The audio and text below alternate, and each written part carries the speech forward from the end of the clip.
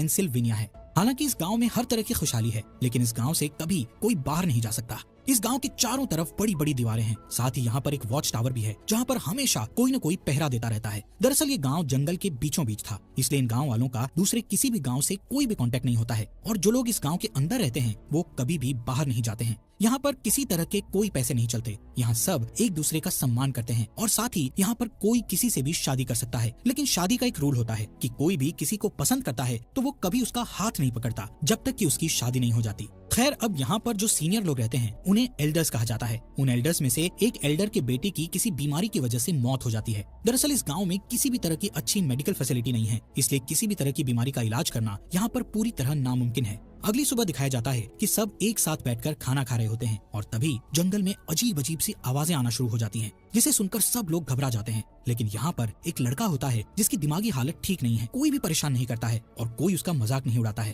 क्योंकि इस गांव में रहने वाले सब लोग एक दूसरे से बहुत प्यार करते हैं और एक दूसरे का साथ देते हैं। वहीं दूसरी तरफ दिखाया जाता है कि गांव में एक जानवर की डेड बॉडी मिलती है, जिसके बाद इस गांव के सभी एल्डर्स एक मीटिंग रखते हैं जिसमें वो डिस्कस करते हैं कि आखिर उस जानवर को किसने मारा होगा। तभी गाँव का नौजवान लड़का लूसियस वहाँ पर आ जाता है और सभी एल्डर्स से विनती करता है कि मैं इस गांव से बाहर जाना चाहता हूं ताकि मैं मेडिकल फैसिलिटी को यहाँ तक ला सकूं। हमारे आसपास जरूर दूसरे गांव होंगे। हमारे एक साथी की अभी अभी बीमारी की वजह से मौत हो गई है। अगर हमारे पास मेडिकल फैसिलिटी होती तो हम उसे बचा सकते थे। पर लूसियस की इस रिक्वेस्ट को पूरी तरह से मना कर दिया जाता है। लूसियस की रिक्वेस्ट को मना करने का कारण ये था कि यहाँ गाँव के आसपास जंगल में जितने भी क्रीचर्स थे वो पहले गाँव पर आकर हमला किया करते थे, लेकिन एल्डर्स ने उनके साथ एक समझौता किया था, जिस समझौते के मुताबिक इस गाँव से कोई भी कभी भी बाहर नहीं जाएगा और